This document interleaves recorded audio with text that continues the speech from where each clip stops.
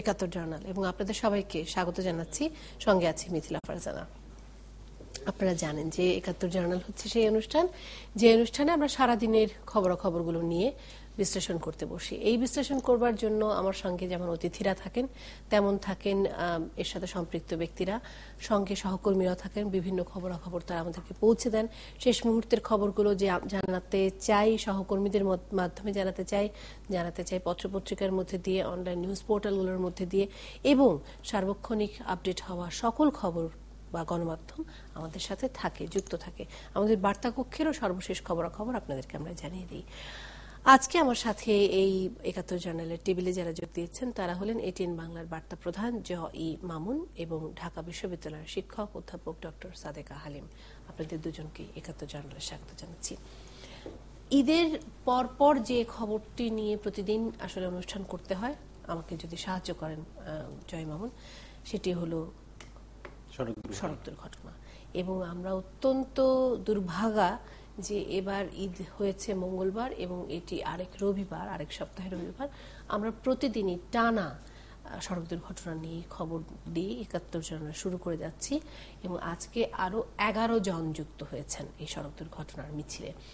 জয় মামুন, আমি খুব নিশ্চিত করে বলতে পারি, এই জায়গায় আমি কারো সাহায্য ছাড়াই বলতে পারি যে আর কিছু বলবার কি বাকি আছে আমাদের? মানে গণমাধ্যমের কি কিছু বলবার বাকি রয়ে গেল এটি নিয়ে? না, গণমাধ্যমে তো আমি নিজেই একটি অনুষ্ঠান উপস্থাপনা করি আপনার মতো। আমার মনে আছে যে ঈদের দুদিন আগে বোধহয় আমরা এই অনুষ্ঠান এই বিষয় নিয়ে আলোচনা করেছিলাম এবং সেখানে বুয়েটের অ্যাক্সিডেন্ট রিসার্চ ইনস্টিটিউট সেখানকার শিক্ষকদেরকে এনেছিলাম, তারপরে নৌ পরিবহনের লোকজন, এবং আমরা না শুধু সকল টেলিভিশন, সকল পত্রিকা সাধ্যমতো চেষ্টা করে যাচ্ছে যাতে করে এই দুর্ঘটনার হার কমে আসে। বন্ধ করা একদম সম্ভব না, কিন্তু সমস্যাটা হয় কি, আমি একটা জায়গায় ঘুরে ফিরে বারবারই একটা কথা মনে করি, সেটি হচ্ছে যে আমাদের যারা গাড়ির চালক, বিশেষ করে দূরপাল্লার যানবাহনের, বাসের বা ট্রাকের, তাদের ভেতরে এক ধরনের বেপরোয়া মনোভাব আছে। কারণ তারা নিজেদেরকে এক ধরনের স্বাধীন প্রাণী মনে করেন যে তারা যত কিছুই করুক না কেন তাদের কিছু হবে না, তাদেরকে এক ধরনের ইনডেমনিটি দেয়া আছে আগের থেকেই। সে কারণে তাদেরকে আইন স্পর্শ করবে না। যদি কোনো কারণে তাদের কোনো ভুলের কারণে কারো মৃত্যু হয়, তখন তাদের বিরুদ্ধে মামলা করা যাবে না, মামলা করলেও সেটিতে মৃত্যুদণ্ড, ওই মৃত্যুর হত্যা মামলা হবে না, এইসব কারণে। এবং মন্ত্রীরা যখন বলেন, আমি বারবার সেই পুরনো কথা মনে হয় যে মন্ত্রী যখন বলেন যে ছাগল গরু চিনলেই তাকে ড্রাইভিং লাইসেন্স দেয়া যাবে, ডান বাম চিনলেই সে গাড়ি চালানোর উপযোগী রাস্তায়, তখন তো যে কেউ ড্রাইভিং লাইসেন্স নিয়ে গাড়ি চালাবে। এবং একটি বিষয় সবচেয়ে বড় এখানে উল্লেখযোগ্য, সেটি হচ্ছে যে যখনই কোনো দুর্ঘটনা ঘটে সেই গাড়ির মালিককে আমরা হয়তো খুঁজে পাই, অমুক dot company, X company, Y company, কিন্তু চালককে কখনোই খুঁজে পাওয়া যায় না। কারণ দেখা যায় যে ওই গাড়িটির চালক কে ছিলেন ওই নির্দিষ্ট সময় নির্ধারিত রুটে, সেটি মালিকও জানেন না। মালিক বলেন যে এটা তো আমরা নির্ধারণ করি না, এটি নির্ধারণ করেন শ্রমিক পরিবহন নেতা যারা আছেন তারা বলেন না, আমরা এটা জানি না, এদিন আসলে ওর চালানোর কথা ছিল, সে তো বদলিতে ছিল, ছুটিতে, কে চালিয়েছে জানি না। এরকম একটা একের দোষ অন্যের উপরে চাপানোর যে প্রবণতা, সেই কারণেই এই দুর্ঘটনাগুলো কমছে না। আর ঈদের সময় যেটি হয়, রাস্তায় প্রচুর গাড়ি, প্রচুর ভিড়, প্রচুর চাপ, সব মিলিয়ে না এই জিনিসটা ভয়াবহ আকার ধারণ করে। যদিও সরকারের তরফ থেকে কিন্তু বারবারই সচেতনতামূলক বিভিন্ন বিজ্ঞাপন প্রচার করা হয়, কথা বলা হয় এবং মানুষকে আহ্বান জানানো হয়, কিন্তু আইনগত কোনো পদক্ষেপ যতক্ষণ পর্যন্ত নেওয়া না হবে, যতক্ষণ পর্যন্ত সড়ক দুর্ঘটনাকে একটা অপরাধ হিসেবে দেখা না হবে, অপরাধ বলতে ক্রিমিনাল অফেন্স সোজা কথা, ততক্ষণ পর্যন্ত আমার ধারণা শুধু মিষ্টি কথায় চিড়া ভিজবে না। আমি ডক্টর সাদেক হালিম যে প্রসঙ্গে যেতে চাই সেটি হলো যে আজকে মন্ত্রী, সড়ক ও যোগাযোগ মন্ত্রী, তিনি বলছেন যে 80 কিলোমিটারের বেশি বেগে সড়ক রাস্তায় বা মহাসড়কে গাড়ি চালানো যাবে না। আমি কিছুদিন আগেই মহাসড়কে বগুড়া থেকে ঢাকা এসেছি এবং আমি দেখলাম যে মহাসড়কের বিভিন্ন জায়গায় কিন্তু সাইন দেওয়া আছে 40 কিলোমিটার, 60 কিলোমিটার। তার আমরা সবাই জানি যে এই সমস্ত 40 কিলোমিটার, 80 কিলোমিটার আসলে এগুলো সবই আসলে কথার কথা। অবশ্যই আজকে যেটা আমরা দেখছিলাম যে সড়ক মন্ত্রী, যিনি আমরা ওনাকে চিনি, জানি, এক সময় তো ছাত্র নেতা ছিলেন ঢাকা বিশ্ববিদ্যালয়ের, উনি সবসময় রাস্তায় থাকেন এবং সবসময় দেখভাল করছেন এবং আমরা সবসময় দেখি উনি খুবই দৃশ্যমান এবং গণমাধ্যমে ওনাকে সবসময় দেখানো হচ্ছে। উনি নিশ্চিত করেছিলেন ঈদের আগে যে সবাই নিশ্চিন্তে যাবে আসবে এবং রাস্তায় কোনো যানজট নেই, কথাটা কিন্তু উনি বারবার বলেছিলেন। কিন্তু তখন আমরা দেখেছি যে তীব্র যানজট। এবার যানজট হওয়ার কতগুলো কারণও ছিল। একটা হচ্ছে যে 4 লেন গুলো হচ্ছে সেগুলোর কাজ শেষ হয়নি বেশিরভাগ জায়গায়, সেখানে রাস্তা অনেক ডিভাইড করা হলেও সেই রাস্তার কাজগুলো হচ্ছিল। আর একটা কাজ হচ্ছিল যেটা যে আমাদের নদীর যে ফেরিগুলো, সেই ফেরি চলাচল বন্ধ ছিল, সেই কারণে আপনার দীর্ঘ একটা যানজট হয়েছে। আর তৃতীয় কারণটা ছিল যে আমাদের যেহেতু এটা ঈদুল আজহা ছিল, আমাদের গবাদি পশু আনার ব্যাপারটা, এটা আমরা কনসিডার করতে পারি। বাট এইটা যে হবে এটা তো সড়ক মন্ত্রীও জানতেন, নৌ পরিবহন মন্ত্রীও জানেন, রেলমন্ত্রীও জানেন। আমার যেটা মনে প্রথমেই একটু স্ট্রাকচারালি একটা কথা বলতে চাই যে এই 3 মন্ত্রণালয়ের মধ্যে কোনো সমন্বয় আমরা দেখি না, বিশেষ করে ঈদ উল ফিতর এবং ঈদ উল আজহার মধ্যে। এটার মধ্যে অনেক বেশি হবে। আপনি চিন্তা করেন প্রায় 17 কোটি জনসংখ্যা আমাদের, সেখানে ঢাকায় তো প্রায় বাস করে 4 কোটির উপরেই বোধহয়, সেখানে একদম খালি হয়ে যায় একদম ঢাকা শহর। আমরা আজকেও যে আমি এখানে এসেছি 4 কোটি না বোধহয় 2 কোটি 3 কোটি, হ্যাঁ 2 কোটি 3 কোটি, সেখানে আপনার যে আমাদের আজকে ঢাকা শহর আজকেও সানডেতে কিন্তু খালি, রাতেও খালি ছিল, আমরা সকালবেলাও যে বাইরে গেছি সেটাও খালি। তো সেখানে আমাদের এখানে অনেক বেশি ফ্লোটিং, কারণ আমরা একটা গবেষণায় দেখছি, আমি কেন এতটা ইনফ্লেটেড একটা পরিসংখ্যান দিচ্ছি যে ঢাকায় নাকি প্রায় 8,000 লোক দিনে আসে প্রতিদিনে, এবং সেখানে 3,000 লোক প্রায় স্টে করে যায়। তো আসলে আমাদের কোনো পরিসংখ্যানের মধ্যেও কিন্তু একটু সমস্যা আছে, যে কারণে আমরা অনেক সময় হয়তো বাড়িয়ে বলতে পারি, কিন্তু অনেক যে বেশি ঢাকা শহরে বাস করে সেটা হয়তো আমরা নিজেরাও বুঝি না, যারা আমরা অনেকে বেশি প্রোটেক্টেড লাইফ লিড করি। ইন এনি ইভেন্ট, এইখানে যে প্রতিশ্রুতিগুলো উনি দিচ্ছেন, সেখানে আমার সবচেয়ে বড় জায়গাটা মনে হচ্ছে যে সড়কে যে দুর্ঘটনাগুলো ঘটছে সবই সড়ক হয়েছে। আমরা রেলের একটা দুর্ঘটনা দেখেছি, 2টি বগি উল্টে গেছিল ঈদের পরের দিন, হয়তো বা সেটা কমের উপর থেকে, কমের উপর, কিন্তু এখন 160+ মানুষ 6 দিনের মধ্যে মারা গেছে, 9 দিনের মধ্যে। তো সেখানে একটা প্রশ্ন আসছে, যেটা জয় মামুন খুব সঠিকভাবে বলেছেন, চালক নিয়ে। এখন আজকে আমি একটা ইন্টারভিউ দেখছিলাম যে বাস চালক সমিতির, তারা বলছেন যে আমরা চালককে ওরিয়েন্টেশন দিই ইত্যাদি ইত্যাদি, কিন্তু আমরা জানি, আমরা উন্নত বিশ্বের উদাহরণ নাই জানি, একটা ড্রাইভার যখন একটা দূরপাল্লার গাড়ি চালিয়ে যায় তাকে কিন্তু কোনো রেস্ট দেওয়া হয় না। সে কিন্তু জানে যে তাকে ফিরতি পথে আবারও আপনার যাত্রী নিয়ে ফিরতে হবে, এবং আমরা এটা গবেষণায় দেখি যে তারা নাকি এক ধরনের জর্দা এবং পানি খেয়ে বাসটা চালায়। আর অনেকে কিন্তু অনেক ধরনের নেশা জাতীয় দ্রব্য তারা গ্রহণ করতে বাধ্য হয়, বিকজ তাদেরকে রাত্রেবেলা জেগে থাকতে হচ্ছে বাস চালানোর জন্য। আর একটা বিষয় যে গাড়ির কোনো ফিটনেস নাই, এবং এই যে 4 লাইন করে যদি মনে করা হয় যে অ্যাক্সিডেন্ট কমবে, এটা কিন্তু ঠিক নয়। কারণ যদি আমি চালককে ঠিক বিজ্ঞানসম্মতভাবে প্রশিক্ষণ না দিই, এবং আজকে এই কথাটা উঠে আসছে যে আমাদের যে প্রত্যেকটা উপজেলায় নাকি জমি অধিগ্রহণ করা হয়েছে অনেকগুলো উপজেলাতে, যেখানে এই গাড়ির চালকদেরকে প্রশিক্ষণ কেন্দ্র তৈরি করা হবে। এগুলো যদি শুধু থিওরিতে আমি একটু মাঝখান দিয়ে কথা বলছি, দুঃখিত। সেটি হলো যে আমার খুব জানবার ইচ্ছা, এই যে মানে একবার বলা হয় 80 কিলোমিটার বেঁধে দেওয়া হলো, আরেকবার বলা হলো প্রশিক্ষণ কেন্দ্র তৈরি করা হবে, আরেকবার বলা হলো সামনে দুর্যোগ প্রবণ এলাকা, এই সাইনবোর্ডটি লাগিয়ে দিতে হবে সারা বাংলাদেশের বিভিন্ন রাস্তায় রাস্তায়, এবং সেগুলো মহাসমারোহে করাও হচ্ছে। মানে আমার কথা হচ্ছে যে আসলে কি পরিকল্পনার কোনো অংশ, নাকি এটি নিয়ে আসলে কেউ ভাবছে, নাকি ভাবছে না? একেবারে ভাবছে না, আমি সেটা বলতে চাই না। পরে শুধুমাত্র না, এটা আপনি দেখেন ঈদের ছাড়াও কিন্তু আমাদের দুর্ঘটনা ঘটছে, কিন্তু আমি যেটুকু জানি যে 92 ব্ল্যাক স্পট তারা চিহ্নিত করেছিল এই মন্ত্রণালয় থেকে, এবং যারা সড়ক বিশেষজ্ঞ, আপনাদের চ্যানেলে এসে তারা কথা বলেছে, আমরা সেভাবে জানি তাদের মাধ্যমে, সেই 92 স্পটে কিন্তু প্রচুর কাজ হয়েছে। আমরা জানি যে আমাদের অনেক বিখ্যাত পরিচালক মারা গেছেন, অনেক অভিনেতা মারা গেছেন, যে জায়গাগুলোতে যে টার্নিং এ এই অ্যাক্সিডেন্টগুলো হয়েছে সেখানেও কিন্তু স্পিড ব্রেকার থেকে শুরু করে অনেক কিছু তৈরি হয়েছে। আজকে সড়কমন্ত্রী উনি ওবায়দুল কাদের একটা কথা বলেছেন যে ব্ল্যাক স্পট গুলোতে ছিল সেখানে কি অ্যাক্সিডেন্ট হয়নি, খুব ভালো কথা, এটা হয়তো একটা অ্যাচিভমেন্ট, কিন্তু অন্যান্য জায়গায় হচ্ছে। কেন হচ্ছে? আজকে লাকসামে যে অ্যাক্সিডেন্টটা হয়েছে সেটা হয়েছে যে খুবই ন্যারো কালভার্টটা, যে ব্রিজটাতে গাড়িটা উঠে, এবং তার মানে এবং যে রেলিংটা আছে এটাও খুবই নাজুক, গাড়িটা হিট করে একদমই খাদে পড়ে গেছে, এবং স্পট ডেড প্রায় 4 থেকে 5 জন। তাহলে এবং সেখানকার মেয়র কিন্তু চিহ্নিত করেছেন যে আমি বলে কয়ে এখানে একটা স্পিড ব্রেকার তৈরি করেছিলাম, কিন্তু আজকে দেখেন অনেকগুলো মানুষ মারা গেল, এখন আমাদের প্রশাসনের টনক নড়বে। এই কারণে যে আসলে একটা বিজ্ঞানসম্মত পরিকল্পনা দরকার, সেখানে শুধুমাত্র ইঞ্জিনিয়ার নিয়ে কাজ করলে চলবে না, সেখানে যারা আপনার বাইরে থেকে সড়ক বিশেষজ্ঞ থেকে কাজ করেন, যারা যোগাযোগের উপরে যাদের আসলে কাজ আছে। আমি যেটুকু শুনেছি যে বিভিন্ন বিআরটিএ থেকে শুরু করে যে সকল প্রতিষ্ঠান আছে সড়ক সংক্রান্ত, একটা প্রতিষ্ঠানে সড়ক বিশেষজ্ঞ কোনো মানুষ বসানো হয়নি। তাহলে যে প্রতিষ্ঠানের যাকে দরকার সে ধরনের লোক নিশ্চয়ই আছে বাংলাদেশে, তার কোনো ঘাটতি কিন্তু আমি মনে করি না আছে। আমি একটু ডক্টর সাদেক হালিমার সঙ্গে যোগ করতে চাই, সেটি হচ্ছে যে উনি বলছিলেন যথার্থই যে বুয়েটের একটি অ্যাক্সিডেন্ট রিসার্চ ইনস্টিটিউট আছে, সেন্টার আপনারা জানেন, সেখানে এগুলো নিয়ে প্রচুর কাজ হয়, গবেষণা হয় এবং তাদের কাছ থেকে বেশ আরো এখন থেকে বোধহয় 3 বছর আগে হবে, আমি জানি যে 3 বছর আগে সরকার একটি সুপারিশমালা নিয়েছে যে কি কি করলে সড়ক দুর্ঘটনা কমতে পারে।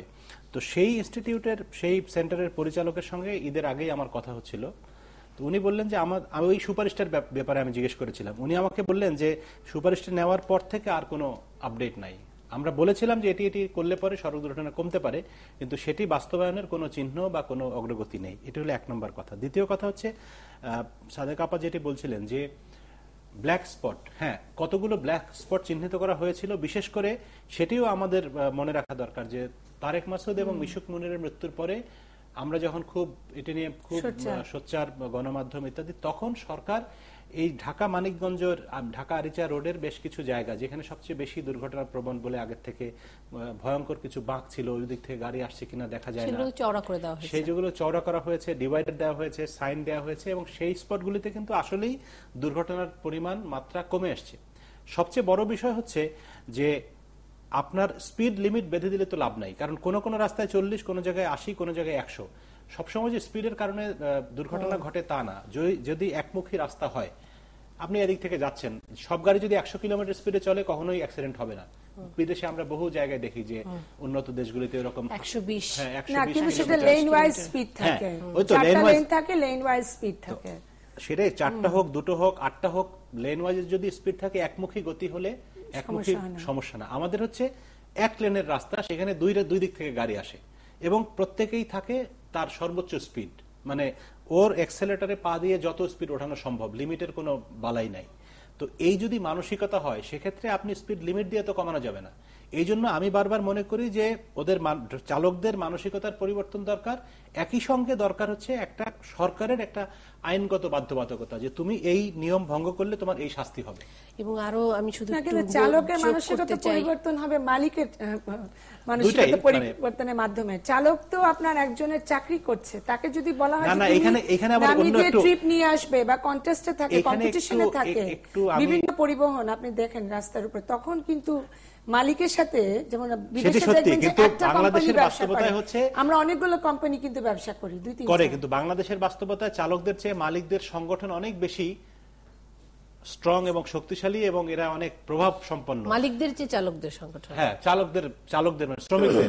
সড়ক পরিবহন শ্রমিক ফেডারেশনের সভাপতি হচ্ছেন আমাদের মন্ত্রী। তো শুধু এটার সাথে একটি কথা যোগ করতে চাই, সবাই নিশ্চয়ই মানে ভাববেন সেটা নিয়ে, যে রাস্তার চাপটাও একটু কমাতে হবে। মানে এক লেনের রাস্তা, দুদিক থেকে গাড়ি আসছে, সেখানে আসলে কতটা দুর্ঘটনা এড়ানো সম্ভব সেটা বোধহয় ঈদের সময় হয়েছে। আপনি যদি ছোট করে শেষ করেন। ছোট করে শেষ করা হচ্ছে যে ঢাকা শহর নিয়ে কথা হচ্ছিল, তো ঢাকার জনসংখ্যা 2 কোটি না 4 কোটি, তার চেয়ে বড় কথা হচ্ছে ঢাকা শহরের 80%, 90% মানুষ ঈদের সময় চলে যায়। তো এই সময় তো হজের সময় আমরা বিদেশ থেকে প্লেন ভাড়া করি, ঈদের সময় তো বাইরের থেকে বাস বা জাহাজ ভাড়া করা সম্ভব না। সরকার যে আমি মনে করি ভালো সিদ্ধান্ত যে 8 দিন ছুটি করে দিচ্ছেন, মানুষ ভাগ করে যাক, কিন্তু মানুষের টেন্ডেন্সি হচ্ছে 8 দিনই আমাকে বাড়িতে থাকতে হবে, ছুটির আগের দিন সবাই মিলে একসঙ্গে যাব, ছুটির শেষের দিন সবাই মিলে একসঙ্গে আসবো। এই মানসিকতাটাও পরিবর্তন দরকার। 3 দিনে যাই, 3 দিন বাড়ি থাকি, 3 দিনে ঢাকায় ফিরি। এই 8 দিনের ছুটিটা যদি ভাগ ভাগ করে দেওয়া হতো তাহলেও বোধহয় ভালো হতো, যে 8 দিনের শুরুর দিকে যে প্রতিষ্ঠানগুলো ছুটি হবে, তারপর থেকে আরেকটি প্রতিষ্ঠানের ছুটি শুরু হবে। ধরেন আপনার 8 দিন ছুটি, আপনি 2 দিন পরে যান না, সেটি তো আসলে সাধারণ মানুষকে বোঝানো যাচ্ছে না। সেক্ষেত্রে একটা প্রাতিষ্ঠানিক সিদ্ধান্ত হয়তো নিতে হবে, এটা একটা আবেগের বিষয়। যাই হোক, একটা বিরতির সময় হয়েছে, আসছি আমরা ফিরে।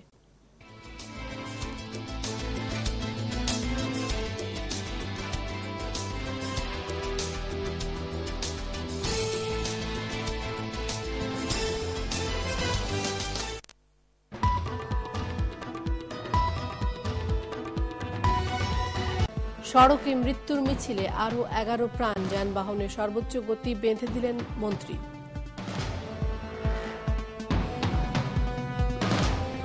কানাডার পর যুক্তরাষ্ট্রে যাচ্ছেন প্রধানমন্ত্রী, নূর চৌধুরীকে ফেরাতে জনমত গঠনের আহ্বান।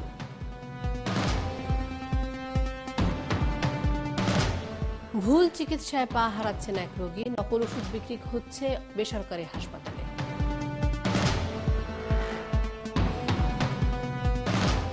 কাশ্মীরে সেনা ব্রিগেড সদর দপ্তরে হামলা, 17 ভারতীয় সেনা ও 4 হামলাকারী নিহত।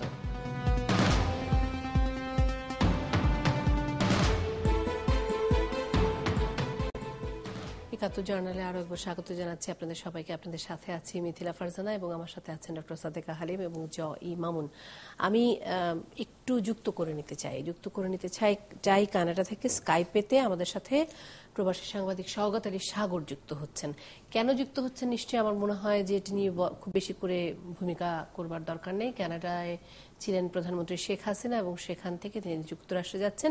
কানাডায় কি হলো না সেটা বোধহয় এখন বলবার সময় এসেছে। শওকত আলী সাগর, আপনাকে একাত্তর জার্নালে স্বাগত জানাচ্ছি। ধন্যবাদ আপনাকে।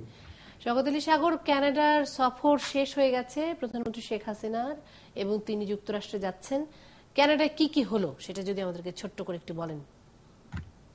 প্রথমত কানাডাতে তিনি এসেছিলেন গ্লোবাল ফান্ডের একটি সম্মেলনে অংশ নেওয়ার জন্য, সেটি আপনারা জানেন। এই গ্লোবাল ফান্ডের সম্মেলনে প্রধানমন্ত্রী শেখ হাসিনার উপস্থিতি অত্যন্ত উজ্জ্বল ছিল, কারণ প্রধানমন্ত্রী শেখ হাসিনা একমাত্র বক্তা যিনি এই অনুষ্ঠানের 2টি অধিবেশনে 2বার বক্তৃতা করেছেন। এর বাইরে হোস্ট হিসাবে কানাডার প্রাইম মিনিস্টার জাস্টিন ট্রুডো, তিনি ওপেনিং সেশন, ক্লোজিং সেশন 2বারই বক্তৃতা করেছেন। পুরো সম্মেলনে বাংলাদেশের অবস্থান অত্যন্ত উজ্জ্বল ছিল, প্রধানমন্ত্রী শেখ হাসিনার অবস্থান অত্যন্ত উজ্জ্বল ছিল। এর বাইরে প্রাইম মিনিস্টার জাস্টিন ট্রুডো এবং শেখ হাসিনার মধ্যে একটি দ্বিপাক্ষিক বৈঠক হয়েছে। ওই বৈঠকে বঙ্গবন্ধুর আত্মস্বীকৃত খুনি নূর চৌধুরীকে ফিরিয়ে নেয়ার ব্যাপার নিয়ে একটি প্রস্তাবনা উঠেছে এবং সেটি নিয়ে আলোচনা হচ্ছে, সেটি আপনি জানেন তো। এবং সেই আলোচনার পর গতকাল একটি সংবর্ধনা অনুষ্ঠানে প্রধানমন্ত্রী শেখ হাসিনা খুনি নূর চৌধুরীর বিষয়ে কানাডিয়ান প্রধানমন্ত্রীর সঙ্গে যে বৈঠকটি হয়েছে সেখানে তার আলোচনার বিষয় এবং সেটির সূত্র ধরে তিনি প্রবাসী যেসব বাংলাদেশিরা আছেন তাদেরকে খুনি নূর চৌধুরীকে ফিরিয়ে নেওয়ার ব্যাপারে জনমত তৈরি এবং তাকে বাংলাদেশকে এই প্রক্রিয়াটিকে দ্রুততর করা এবং সহজ করার ব্যাপারে তিনি প্রবাসী বাংলাদেশিদের। শওকত আলী সাগর, আমি একটু আপনার কাছ থেকে আরো বেশি করে যদি জানতে চাই, আপনি বলছেন যে নূর চৌধুরীকে ফিরিয়ে আনার ব্যাপারে একটি প্রস্তাবনা হয়েছে, মানে বিষয়টি আসলে ঠিক কি? প্রস্তাবনা মানে কি? আমরা তো এখানকার গণমাধ্যমে দেখেছি যে নূর চৌধুরীকে ফিরিয়ে আনার ব্যাপারে ঐকমত্য, এরকম শিরোনাম বেশ কয়েকটি জায়গায় আমরা দেখেছি, যাতে করে আমার অন্তত দর্শক হিসেবে, পাঠক হিসেবে মনে হয়েছে যে নূর চৌধুরীকে ফিরিয়ে আনার ব্যাপারে দুদেশের প্রধানমন্ত্রী এক ধরনের একমত পোষণ করেছেন। একজন খুনিকে ফিরিয়ে নেওয়ার ব্যাপারে কারোই কোনো দ্বিমত থাকার কথা না, কানাডার প্রধানমন্ত্রীর কোনো দ্বিমত থাকার কথা না, বাংলাদেশের প্রধানমন্ত্রীর তো দ্বিমত থাকার প্রশ্নই আসে না। তো আলোচনার প্রস্তাবটি বাংলাদেশ থেকে এসেছে এবং কানাডার প্রধানমন্ত্রীর এই প্রস্তাবের বিরোধিতা করার কোনো সুযোগ নাই। তিনি বলতে পারেন না যে না, আমি তাকে ফিরিয়ে দেব না। কিন্তু যে বিষয়টি হচ্ছে, একটু আলোচনার সুযোগ রাখে, তিনি একথাও বলতে পারেন না যে হ্যাঁ, আমি জাস্টিন ট্রুডো কানাডার প্রধানমন্ত্রী, তাকে আমি ফিরিয়ে দেব। এখানে কিন্তু একটি প্রক্রিয়ার ব্যাপার থাকে এবং সেই প্রক্রিয়াটি হচ্ছে যতটা না রাজনৈতিক তার চেয়ে বেশি আইনগত প্রক্রিয়া, এবং সেই আইনগত প্রক্রিয়ার মধ্যেই কিন্তু বাংলাদেশকেও এগোতে হবে। এবং মাননীয় প্রধানমন্ত্রী শেখ হাসিনা সেই কথাটাই কিন্তু ওনার পাবলিক মিটিং এ যেটি বলেছেন যে প্রবাসী বাংলাদেশিদেরকে এগিয়ে আসার জন্য, তাদেরকে সহযোগিতা করার জন্য যেটি তিনি আহ্বান জানিয়েছেন, সেটি কিন্তু এই আইনগত প্রক্রিয়াটি কি শওকত আলী সাগর? মানে আইনগত প্রক্রিয়া আমরা এতদিন পর্যন্ত যেটি জেনেছি যে কানাডায় যেহেতু মৃত্যুদণ্ড নেই, তাই কোনো মৃত্যুদণ্ডাদেশপ্রাপ্ত আসামি সেই দেশে ফিরিয়ে দেওয়ার জন্য কানাডা আসলে সাধারণত রাজি হন না, সেটি তাদের রাষ্ট্রীয় অবস্থান। আমি একেবারেই বলছি যে এটি আমরা গণমাধ্যম থেকে, জয় মামলা এবং ডক্টর সাদেক হালিম আমাকে নিশ্চয়ই সাহায্য করবেন, এটি আমরা গণমাধ্যম থেকে বুঝতে পারি। সেক্ষেত্রে আইনগত প্রক্রিয়াটি কি? আমি পার্টিকুলারলি কানাডার রাষ্ট্রীয় অবস্থান যাই হোক না কেন, আমি পার্টিকুলারলি নূর চৌধুরীর ক্ষেত্রে যা ঘটেছে সেটি আপনাকে বলি। নূর চৌধুরীর কিন্তু কানাডাতে কোনো অবস্থান নেই, তিনি কানাডার নাগরিক নন, তিনি কানাডার পার্মানেন্ট রেসিডেন্ট নন, তার উপর, তার মাথার উপর বহিষ্কার আদেশ ঝুলছে। 2004 সালে তাকে ডিপোর্ট করে দেওয়ার অর্ডার হয়েছিল এবং সেই সময়ই অন্য একটি মামলার কোর্টের রেফারেন্স ধরে নূর চৌধুরীর পক্ষে একটি স্থগিতাদেশ চাওয়া হয়। সেই স্থগিতাদেশ ধরেই কিন্তু একেবারে শেষ মুহূর্তে যখন আপনার বর্ডার সিকিউরিটি ফোর্স তাকে বের করে দিবে, সেই সময় ইন্টারপোল গিয়ে একটি ফ্যাক্স বার্তা দেখিয়ে বলেছে যে দেখো এই কারণে, কোর্টের এই আদেশের কারণে তোমরা এটা এক্সিকিউট করতে পারো না। এখন সেই জায়গাটায় আছে যে যদি তাকে অন্য কোনো দেশে অ্যাজ এ হোল, আসলে যে কোনো নাগরিককে তার দেশে পাঠিয়ে দেওয়া হলে যদি মৃত্যুদণ্ড কার্যকর করার ব্যাপার থাকে, সেই ক্ষেত্রে কানাডা তাকে পাঠাতে পারবে না। আদালতের ওই রায়ে কিন্তু একটি এক্সেপশনের কথা বলা হয়েছে। সেই এক্সেপশনটাকে ধরে যদি আমরা আগাই, তাহলে কিন্তু নূর চৌধুরী সেই আদালতের রায় কিংবা আমাদের যে কনসেপশন আছে কিংবা কানাডার যে অবস্থান বলা হয় যে মৃত্যুদণ্ড থাকলে সেই দেশে ফেরত পাঠানো হবে না, সেই জায়গা থেকে কিন্তু একটা বেনিফিট নেওয়ার সুযোগ থাকে আদালতের ওই রায়ের যে এক্সেপশন বলে যে কথাটি বলা হয়েছে সেইটুকু ধরে। এবং এই সঙ্গে আমি আরেকটু যুক্ত করি, আমি আজকে সকালে পুরনো কোর্টের রায়টা আবার একটু দেখছিলাম। সেখানে কিন্তু সিটিং জাজ যিনি রায়টা দিয়েছেন, মানে তার যে তাকে যে কানাডাতে নাগরিকত্ব আশ্রয়, রাজনৈতিক আশ্রয় দেওয়া হবে না, সেটা নাকচ করে দিয়ে যে জাজ আদেশ দিয়েছেন, তিনি কিন্তু বলেছেন যে বাংলাদেশে 1975 সালে যে হত্যাকাণ্ডটি ঘটেছে সেটি একটি নন পলিটিক্যাল কিলিং। তারা বলার চেষ্টা করেছেন যে পলিটিক্যাল কিলিং, আচ্ছা, নন পলিটিক্যাল কিলিং, এটি পলিটিক্যাল কিলিং নয়। ওই জাজ এটিও বলেছেন, আই এম টোটালি কনভিন্সড যে প্রক্রিয়ায় বিচারটি হয়েছে সেটি শতভাগ ফেয়ার এবং অ্যাকসেপ্টেবল।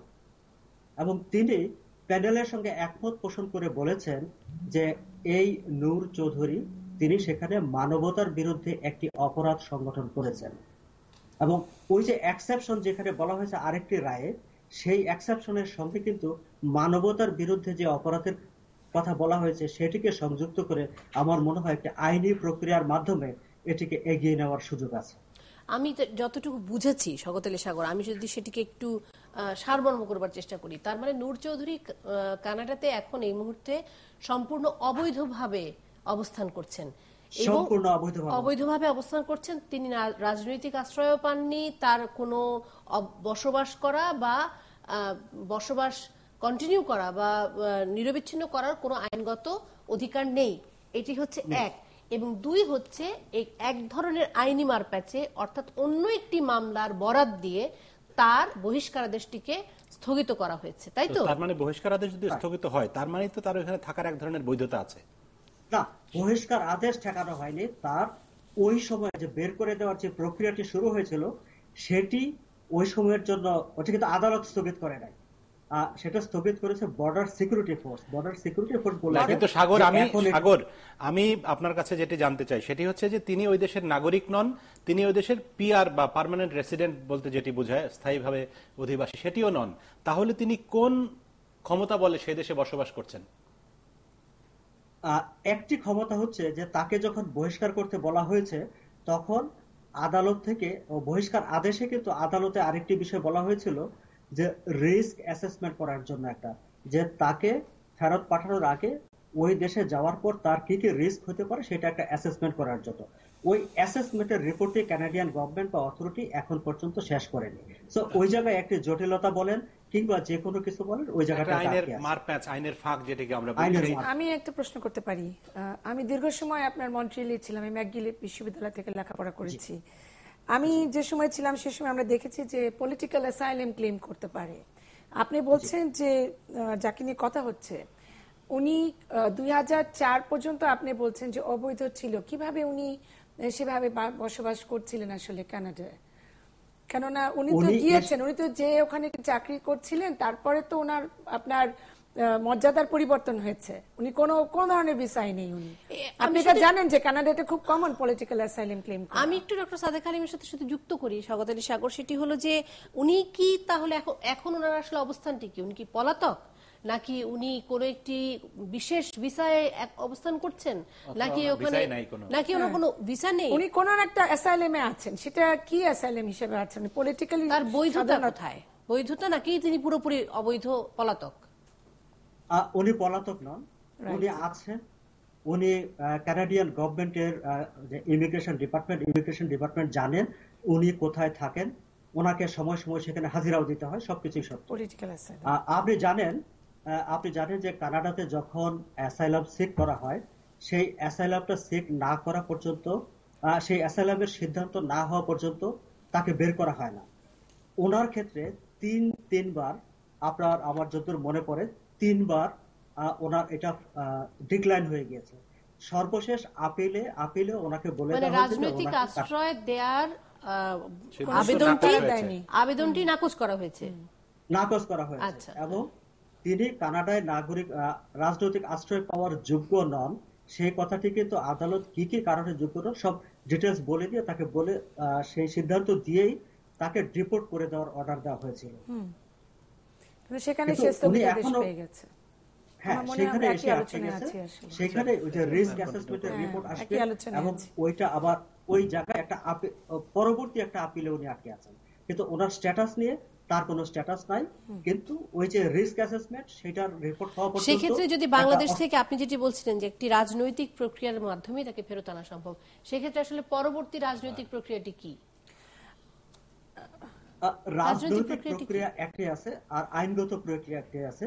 যেমন বাংলাদেশ যেটি পারে যে এখানে একটি ভালো আইনজীবী নিয়োগ করে সেই মামলাটি যেটি কোর্টে এখনো পেন্ডিং আছে সেটিকে এক্সপেডিট করার একটা সুযোগ আছে। আরেকটি রাজনৈতিক আশ্রয় আছে যে সেটি হচ্ছে প্রবাসী বাংলাদেশি, আমরা তো ক্যানাডিয়ান সিটিজেন বা ক্যানাডিয়ান পেয়ার, এইখানে যিনি আমার এমপি, এখানে যিনি আমার মন্ত্রী, তার উপর আমার প্রভাব থাকে। সো সারা কানাডায় বাংলাদেশিরা যদি, যেটি মাননীয় প্রধানমন্ত্রী বলেছেন যে সারা কানাডায় বাংলাদেশিরা যদি নিজ নিজ এলাকার এমপি কে তদবির করে বা প্রভাব বিস্তার করে। আরেকটা বিষয় আমি আপনাকে বলি, সেই আইনটা অবশ্য রিসেন্টলি বাতিল হয়ে গেছে, কিন্তু একটা আইন হারপার গভর্নমেন্টের সময় ছিল যে কোনো ব্যক্তিকে যদি নাগরিকরা মনে করে, সরকার মনে করে যে সে সোসাইটির জন্য বিপজ্জনক, তাহলে আদালতের অনুমোদন ক্রমে তারা দেশ থেকে বের করে দিতে পারে। এখনো কিন্তু একটি আইন কানাডাতে আছে যে কানাডাতে কেউ কোনো বড় ধরনের অপরাধ করলে তাকে কানাডা, তার যদি তার দ্বৈত নাগরিকত্ব থাকে তাহলে কানাডা তাকে তার নিজ দেশে ফেরত পাঠিয়ে দেবে। এরকম একটা আইন কিন্তু এখনো, তার মানে প্রবাসী বাংলাদেশিদের বা কানাডা প্রবাসী বাংলাদেশিদের এখানে একটা বড় ভূমিকা আছে এবং প্রবাসী বাংলাদেশিদের অনেক রাজনৈতিক সম্পৃক্ততা আছে এই সরকারের সাথে, যে সরকার এখন ক্ষমতায় আছে কানাডায়। আমার মনে হয় সেখানে তার লবির কাজটা করতে পারে। তবে আপনার সাথে আমি একটা জায়গায় একটু দ্বিমত না পোষণ করছি না। আমার মনে হয় রাজনৈতিক সদিচ্ছা দুই দেশের, আমাদের দেশে তো অবশ্যই আমরা চাচ্ছি নূর চৌধুরীকে দেশে ফিরিয়ে এনে তার শাস্তির ব্যবস্থা করার, কিন্তু আমার মনে হয় যে এখানে প্রশাসনিক জটিলতা অনেক বেশি, সেটা মানে প্রশাসনিক আমলাতান্ত্রিক জটিলতা, কূটনৈতিক বিষয়, আইনের বিষয়, এই জটিলতাগুলো আমাদেরকে আসলে নিরসন করতে হবে। এই জায়গায় আমি একটা কথা বলি যে কানাডায় যে বাংলাদেশ হাই কমিশন আছে, আমি যখন তাদের সঙ্গে এই বিষয় নিয়ে কথা বলি তারা কিন্তু এক বাক্যে বলে দেয় এটা আমরা আসলে কিছু করছি না, এটা ঢাকা ফরেন অফিস থেকে করা হচ্ছে। আচ্ছা আচ্ছা, অনেক ধন্যবাদ স্বাগতালী সাগর। আমার মনে হয় যে তার কাছ থেকে যা জানার ছিল আমরা শুনেছি। কিন্তু এখানে আমি যদি যোগ করতে চাই সেটি হচ্ছে যে নূর চৌধুরীকে কানাডার বাংলাদেশে ফেরত পাঠানোর অধিকার, যেটি সাগর বলেছেন যে প্রধানমন্ত্রীর নেই, এবং একটি বড় ধরনের আইনগত জটিলতা এখানে কিন্তু আছে, এবং আদালতের সিদ্ধান্তের বাইরে কানাডার সরকার, বাংলাদেশের সরকার, পৃথিবীর কোন দেশের সরকারই তার যখন একটি শাসনতান্ত্রিক ব্যবস্থা বিদ্যমান থাকে সেখানে আদালতের সিদ্ধান্তের বাইরে গিয়ে কোনো কিছু করা সম্ভব না। সেজন্য আমার ধারণা এই বিষয়টি বাংলাদেশের উচিত হবে এখন সেখানে আইনগতভাবে বিষয়টাকে মোকাবেলা করা। নাগরিকরা সেখানে নিশ্চয়ই তারা কানাডার সরকারকে পার্শ্ব করার চেষ্টা করবে। সাগর যেটি বললেন যে এমপি কে তারা বলবেন, কিন্তু আমরাও তো জানি যে এমপিদেরকে বলে খুব একটা যে সফল কাম হওয়া যায় তা না। বিষয়টি যতটা বেশি রাজনৈতিক এবং যতটা বেশি আমলাতান্ত্রিক আইনগত ততটা আসলে এই প্রশাসনিক নয়, মানে কানাডার সরকারের জন্য অতটা সহজ নয়। আমরা যদি সেখানে নিজেদের উদ্যোগে আইনগতভাবে কোনো একটা সাপোর্ট দিতে পারি, আমাদের এমবাসিকে যদি সেখানে নিয়োগ করতে পারি, এমবাসিতে যদি কোনো আইন কর্মকর্তাকে বিশেষভাবে সেল গঠন করে যে তোমরা এরকম ভাবে কাজ করবা, তাহলে আমার ধারণা জিনিসটা একটু গতিশীল হবে। বিষয়টি একটি, সেটি হচ্ছে যত ধরনের আইনজীবী নিয়োগ করা এবং আইনগতভাবে ত্বরান্বিত করা যায় প্রক্রিয়াটিকে, সেটি এখন বাংলাদেশে তো বসে নাই, সে নানা ধরনের আইনজীবী সেখানে নিয়োগ করে সে তার নাগরিকত্ব বা স্ট্যাটাস খারাপ থাকতে পারে, পয়সা বা প্রতিপত্তির তো অভাব নেই, এবং সেই প্রতিপত্তি এবং পয়সার জোরেই আসলে এই বিভিন্ন ধরনের মামলা টেনে টেনে এনে আবারও তার স্থগিতাদেশ আনা হচ্ছে এবং বহিষ্কারাদেশের স্থগিতাদেশ আনা হচ্ছে। বিষয়টি হচ্ছে এরকম, কারণ বহিষ্কারাদেশ তার মাথার উপর ঝুলছে। আমার মনে হয় নূর চৌধুরীকে নিয়ে এই মুহূর্তে আর কিছু বলবার নেই, কারণ বাংলাদেশের জনগণ নিশ্চয়ই এটি চায়, আর সেটি বাংলাদেশের জনগণের যারা প্রবাসী রয়েছেন কানাডায়। না, এবং এখানে প্রধানমন্ত্রীর একটি বক্তব্য খুব আমার মনে ধরেছে, সেটি হচ্ছে যে কানাডার মতো দেশ, যারা কানাডা বা ইউরোপিয়ান ইউনিয়নভুক্ত দেশ অথবা মার্কিন যুক্তরাষ্ট্র, যারা নিজেদেরকে আধুনিক দাবি করেন, তারা যদি একজন খুনির আশ্রয়দাতা হন, তাহলে তো পৃথিবীর সকল খুনি গিয়ে সেখানে বলবে যে ভাই আমি খুন করে আসছি, ফলে আমাকে এখন আশ্রয় দাও। তবে আপনি নিশ্চয়ই জানেন যে কানাডা যে ইনভেস্টর ভিসাটা দেওয়া হয়, আমি ওখানে দীর্ঘ সময় 6 বছর ছিলাম ম্যাকগিলে পড়াশোনার জন্য। আমরা দেখেছি যখন যারা ইনভেস্টর ভিসা নিয়ে আসে তাদের ব্যাকগ্রাউন্ড কিন্তু খুব একটা চেক করা হয় না, তারা কোন দেশ থেকে আসছে সেটা মানে বিষয় না। তারা যখন এসে হাজির হয় তাদেরকে সেরকম একটা ভিসা দেওয়া হয়, তারা বাড়ি ঘর কিনে তাদের ছেলেমেয়েরা লেখাপড়া করতে শুরু করে, সবকিছুই। সে কারণে অনেক উন্নত বিশ্বে আজকে যেটা মাননীয় প্রধানমন্ত্রী বলেছেন যে এরকম সভ্য দেশ কেমন করে সেফ হেভেন হয়ে যায় যুদ্ধাপরাধীদের জন্য, শুধু যুদ্ধাপরাধী নয়, নানা ধরনের দুর্নীতিবাজদের জন্য কিন্তু সেফ হেভেন এখন উন্নত বিশ্বের অনেক রাষ্ট্রই, মানে যে কোনো ধরনের অপরাধীর জন্য দুর্নীতিবাজ। আর আপনি যেটি বলছিলেন যে ইনভেস্টর ক্যাটাগরি বা বিনিয়োগ যারা করেন তাদের তো অনেক টাকার ব্যাপার আছে, এবং কালো টাকার মালিকদের জন্য সেটা money can buy everything, money can buy things. একটা বিরতির সময় হয়েছে, বিরতি নিয়ে ফেরত আসছি।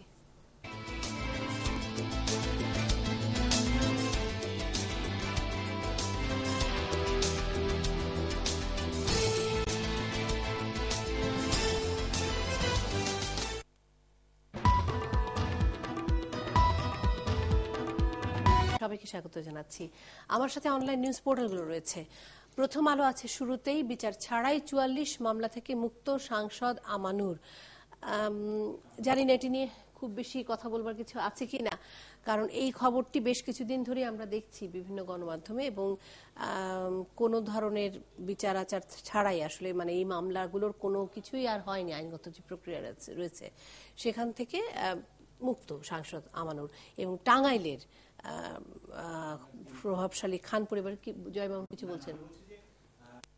সাংসদ আমানুর শুধু না, এরকম বাংলাদেশে বহু উদাহরণ আছে যে যখন তারা ক্ষমতায় থাকেন, তখন যখন তার দল ক্ষমতায় থাকে তখন তার বিরুদ্ধে 100 মামলা হলেও কিছু হয় না, আর যখন ক্ষমতার বাইরে থাকে তখন একটা মামলা হলেই সারা জীবন জেলখানায় থাকতে হয়।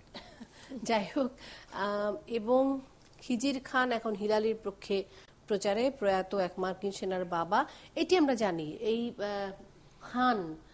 খান সম্পর্কে হিলারি ক্লিন্টন অনেক ভালো ভালো মন্তব্য করেছেন তার বিভিন্ন বক্তব্যে এবং বক্তৃতায়, বিশেষ করে ডোনাল্ড ট্রাম্পের যে অবস্থান মুসলিমদের বিরুদ্ধে, সেই জায়গাটায় হিলারি ক্লিন্টন বারবার করে এই সেনা সদস্য খিজির খানের ছেলে ইরাক যুদ্ধে নিহত শুধু না, সে নিজে একা আসলে একটি অপারেশনের সামনে এগিয়ে গিয়ে নিহত হয়েছিল, সেই গল্পটি বারবার হিলারি ক্লিন্টন বলেন তার বিভিন্ন বক্তব্যে। দুদকে যোগ দিলেন মুনীর চৌধুরী, দুর্নীতি দমন কমিশনের মহাপরিচালক পদে যোগ দিয়েছেন সরকারি কর্মকর্তা যুগ্ম সচিব মোহাম্মদ মুনীর চৌধুরী। বেড়াতে গিয়ে গণধর্ষণ। আচ্ছা, মুনীর চৌধুরী সম্পর্কে একটু বলাই উচিত, কারণ এই ভদ্রলোককে আমি বা আমরা অনেকেই চিনি সাংবাদিকরা, কারণ উনি খুব ম্যাজিস্ট্রেট মুনীর চৌধুরী নামে খুব পরিচিত, এবং চট্টগ্রাম বন্দরে যখন উনি দায়িত্ব পালন করেছেন এবং আরো অনেক জায়গায় খুব প্রভাবশালী সরকারি দলের মন্ত্রী এমপিদের চোখ রাঙানি হুমকি উপেক্ষা করে উনি সরকারের বা রাষ্ট্রের শত শত কোটি টাকা বাঁচিয়েছেন এবং উদ্ধার করেছেন, জরিমানা করেছেন জাহাজ কোম্পানিগুলোকে, বিশেষ করে তারপরে জাহাজ ভাঙা যে পুরনো জাহাজ কি বলে শিপ ব্রেকিং ইন্ডাস্ট্রি, সেখানে পরিবেশ বিরোধী আন্দোলনের সঙ্গে উনি জোরালোভাবে জড়িত ছিলেন সরকারি কর্মকর্তা হলেও। ফলে সেরকম মানুষকে যখন দুর্নীতি দমন কমিশনের দায়িত্ব দেওয়া হয়েছে, এটি সরকারের নিঃসন্দেহে একটি ভালো উদ্যোগ। আমি আশা করি যে মুনীর চৌধুরী তার পেছন দিনের অতীতের সাফল্যের মতো সাফল্যের ধারাবাহিকতা দুর্নীতি দমন কমিশনেও বজায় রাখবেন। তার প্রতি আমাদের শুভকামনা রইল, কারণ তিনি আজকে যোগ দিচ্ছেন বলে মনে হচ্ছে। বাংলা ট্রিবিউন আছে, বাংলা ট্রিবিউন সিভিল এভিয়েশনকে অন্ধকারে রেখে সাকিবকে নিয়ে উড়েছিল হেলিকপ্টারটি। আসলে বিশ্বাসসূচক একটি চিহ্ন দাবিদার এই খবরটি, কারণ হেলিকপ্টার উঠছে, সিভিল এভিয়েশন কিছুই জানে না, এবং সেখানে সাকিব আল হাসান আছেন। ঘটনাটি কিন্তু খুব ছোট করে দেখবার অবকাশ আসলে নেই, এবং এই ঘটনায় বিভিন্ন রকমের বাংলা ট্রিবিউন এবং Bangla news 24.com, BD news 24.com তারা বলছে যে সেলফি তুলতে গিয়ে এই হেলিকপ্টারটি ভিডিও বিধ্বস্ত করছিল, হয়েছে, শোনা ভিডিও যায়। করছিল এবং ছবি তুলছিল, সেই সময়ে আসলে হেলিকপ্টারটি বিধ্বস্ত হয়েছে এবং সাকিব আল হাসানকে নামানোর ঠিক 15 মিনিটের মধ্যে এই হেলিকপ্টারটি বিধ্বস্ত হয়েছে। সে এবং আরো একটি বিষয় বোধহয় জানা দরকার, বিসিবিও জানে না যে সাকিব আল হাসান ওখানে গিয়েছিলেন এই বিজ্ঞাপনটিতে অংশ নেওয়ার জন্য। বঙ্গবন্ধুর খুনিদের ফেরত পাঠাতে প্রবাসীদের জনমত তৈরির আহ্বান, এটাই আমরা আলোচনা করেছি। সাকিব সম্পর্কে একটু বলা দরকার, সেটি হচ্ছে যে বাংলাদেশ ক্রিকেট বোর্ডের নিয়ম হচ্ছে যে ক্রিকেটাররা যদি কোনো এক্সট্রা কোনো অ্যাক্টিভিটিতে লিভ করে, আসলে যদি স্টেশন লিভ না, যদি কোনো জায়গায় থাকবার কথা সেখান থেকে তিনি যদি সে কোনো কমার্শিয়াল অ্যাক্টিভিটিতেও অংশ নেয়, বিজ্ঞাপন চিত্রে অভিনয় বা অন্য কোনো নাটকে অভিনয়, সেটার জন্য তার বোর্ডের পারমিশন নিতে হয়, যেটি সাকিব প্রপারলি নিয়েছেন। কিন্তু তিনি যে ঢাকা থেকে কক্সবাজার যাচ্ছেন এটি জানানো হয়নি। এটাকে স্টেশন লিভ বলছেন বিসিবি বা তার সাথে সংশ্লিষ্ট যারা রয়েছেন। এমপি রানা কারাগারে। আওয়ামী লীগ নেতা ফারুক হত্যা মামলার পলাতক আসামি সংসদ সদস্য আমানুর রহমান খান রানার জামিন। এই আমানুর রহমান খানের কথাই কিন্তু দেখছিলাম যে 44 মামলায় বিচার ছাড়াই মুক্ত। আসামি সংসদ সদস্য আমানুর রহমান খান রানার জামিন আবেদন নামঞ্জুর করে জেল হাজতে পাঠিয়েছেন আদালত। খুব সম্ভবত বাংলা ট্রিবিউনের খবরটি একটু পরের খবর, তার আগের খবরটি হচ্ছে প্রথম আলোর। রবিবার সকালে এমপি রানা টাঙ্গাইলের অতিরিক্ত জেলা ও দায়রা জজ প্রথম আদালতে হাজির হয়ে জামিন আবেদন করলে বিচারক আবুল মনসুর মিয়া তার জামিন নামঞ্জুর করে কারাগারে পাঠানোর আদেশ দেন। যে খবরটি আমরা একটু আগে দেখছিলাম প্রথম আলোর প্রধান খবর, যে 44 মামলায় তাকে বিচার ছাড়াই তিনি মুক্ত, সেই খবরটিরই প্রথম আলোর ভিতরে ওখানে আমি দেখলাম ওরা লিখেছে, ওরা আবার উল্টে ঘুরিয়ে লিখেছে যে 44 মামলায় মুক্ত হলেও, দেখি একটু, মানে অবশেষে সে গ্রেফতার হয়েছে। একটু দেখি কি বলছেন। সেটি হচ্ছে যে আমানুর রহমান খানের বিরুদ্ধে বিভিন্ন সময় 46টি মামলা হয়েছে, এর মধ্যে বিচার ছাড়াই 44টি মামলা থেকে অব্যাহতি পেয়েছেন তিনি। অব্যাহতি না পেলেও একটি মামলা উচ্চ আদালতের নির্দেশে স্থগিত আছে। তবে আওয়ামী লীগের স্থানীয় নেতা ও মুক্তিযোদ্ধা ফারুক আহমেদ হত্যার ঘটনায় আমানুর সহ 4 ভাইকে আসামি করে অভিযোগপত্র আদালতে দেওয়া হয়েছে। এই মামলার অভিযোগ গঠনের জন্য আগামী 29 সেপ্টেম্বর, অর্থাৎ 46টি মামলার মধ্যে 44টিতে তিনি অব্যাহতি পেয়েছেন, একটি এখন স্থগিতাদেশ নিয়ে আছে, উচ্চ আদালতের রায় নিয়ে আছে, একটি মামলায় তাকে আদালতে কারাগারে প্রেরণ করা হয়েছে। আদালতে হাজিরা সে কিন্তু জুন মাসে পার্লামেন্টে অধিবেশনে অংশগ্রহণ করেছে। তারপরেই লেখা আছে যে আত্মসমর্পণ করে জামিন আবেদন করেন তিনি, আদালত জামিন নামঞ্জুর করে তাকে কারাগারে পাঠিয়েছেন। ঠিক তাই, মানে ওরা ঘুরিয়ে লিখেছেন নিউজটা। ঘুরিয়ে না, শিরোনামটি একটুখানি বিভ্রান্তিকর। শিরোনাম দেখে মনে হচ্ছে যে মুক্ত মামলা থেকে মুক্ত সাংসদ, এই না হলে প্রথম আলো। bdnews24.com আছে স্পর্শকাতর আদেশে জঙ্গি পুত্র রিমান্ডে। এই খবরটিও বেশ কয়েকটি পত্রপত্রিকা এবং গণমাধ্যম বড় খবর করেছে এবং বিষয়টি আসলেও একটু ভিন্ন ধরনেরই। সেটি হলো জঙ্গির ছেলে, তার বয়স 14 বছর, তানভীর কাদেরী শিপার, অপ্রাপ্ত বয়স, কিন্তু তাকে রিমান্ডে পাঠিয়েছে আদালত, যাকে স্পর্শকাতর আদেশ বলছেন বলে উল্লেখ করা হচ্ছে। কারণ এই ছেলেটি 14 বছর বয়স হলেও পুলিশের পক্ষ থেকে, আইন শৃঙ্খলা নিয়ন্ত্রণকারী বাহিনীর পক্ষ থেকে বলা হচ্ছে যে সে আইন শৃঙ্খলা নিয়ন্ত্রণকারী বাহিনীকে সঙ্গে সঙ্গেই আহত করবার চেষ্টা করছিল এবং আক্রমণ করেছে, এবং যে কারণে তারা ধরে নিচ্ছে যে তার বাবা যেহেতু এবং বাবা মা দুজনেই যেহেতু এই জঙ্গি কার্যক্রমে যুক্ত, খুব সম্ভবত ছেলেও এর সাথে যুক্ত, এবং তার একটি যমজ ভাই আছে, সেই যমজ ভাইকে জঙ্গি হওয়ার জন্য তাকে পাঠিয়ে দেওয়া হয়েছে কোথাও একটা, সেটি কোথায় সেটি এখন পর্যন্ত জানা যাচ্ছে না।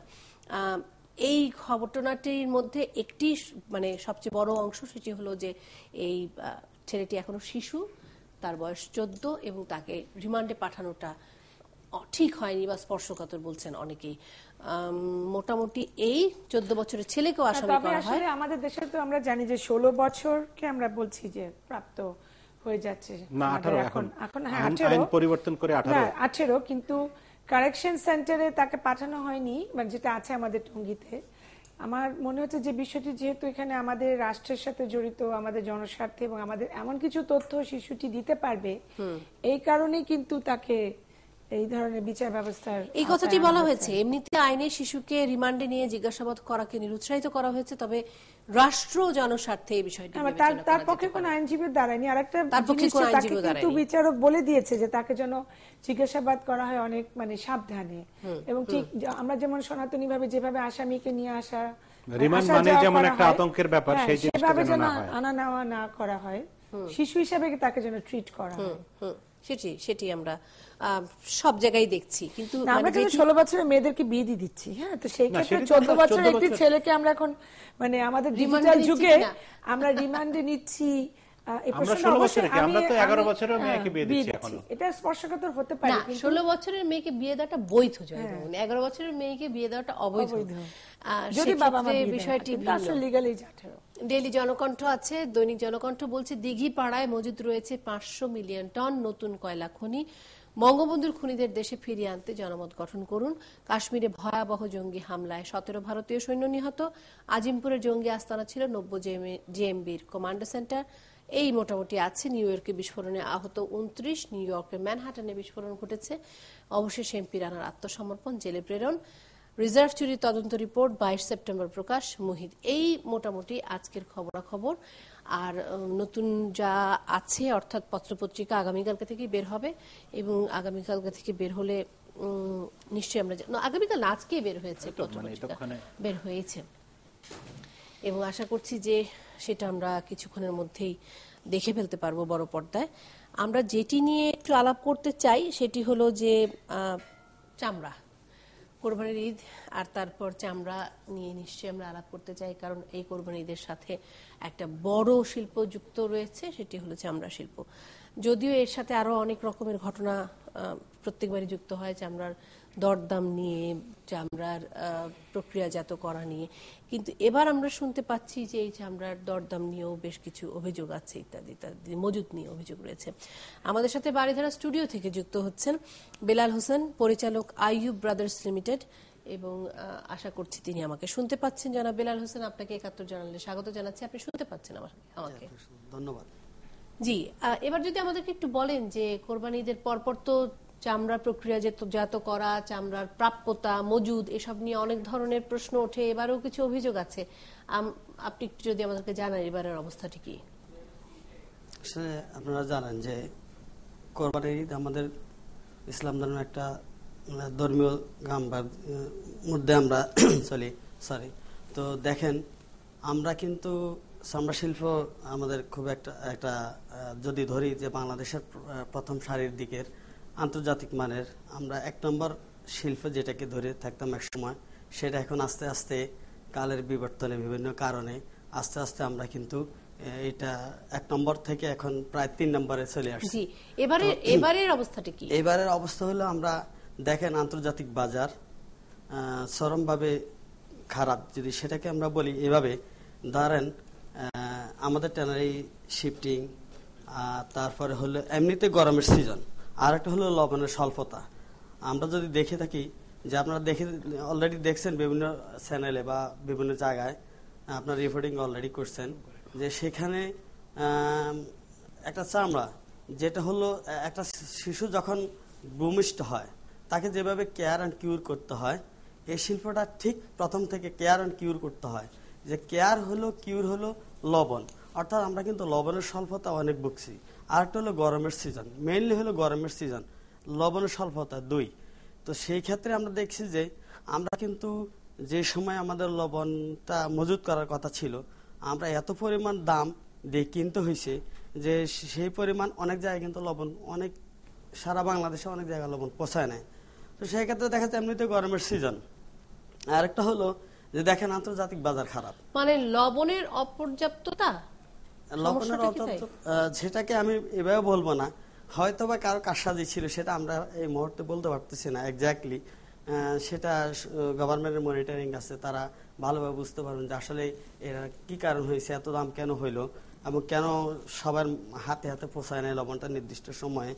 1, 2 হলো দেখেন আমরা কিন্তু আগস্টের 29 তারিখে আমাদের কাস্টমার কাছ থেকে, যেটা সবচেয়ে বড় বায়ার বাংলাদেশের, তার কাছ থেকে মেসেজ পেলাম যে বিগত বছর থেকে অন্তত 30 থেকে 40 সেন্ট দামে ওরা আমাদের বাংলাদেশ থেকে চামড়াটা কিনবে। এই কারণে তারা এক্সাম্পল দিচ্ছে যে ইন্টারন্যাশনাল মার্কেট মিনস আমেরিকা বা ইউরোপিয়ান যে বায়ার, তাদের কাছ থেকে, অর্থাৎ আমরা যে এখান থেকে বিক্রি করি, ধরেন কোরিয়া, চায়না বা বিভিন্ন দেশে, সেখান থেকে তারা এটাকে অর্থাৎ চামড়াটাকে কিনবে 30 থেকে 40 সেন্ট কমে।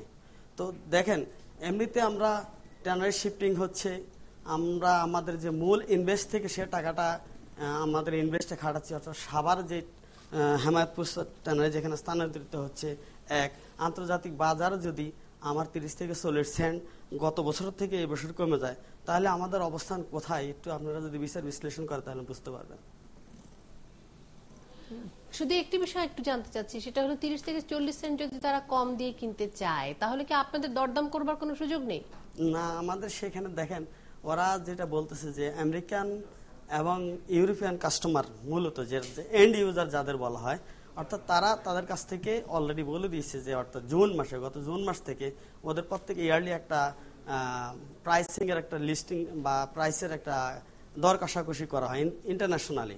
তো তারা বলতেছে যে সেখানে আমাদের আমেরিকান এবং ইউরোপিয়ান ভাইয়েরা বলতেছে যে না, আমরা বিগত বছর যে দামে কিনছি আমরা এই বছর সে দামে কিনতে পারবো না।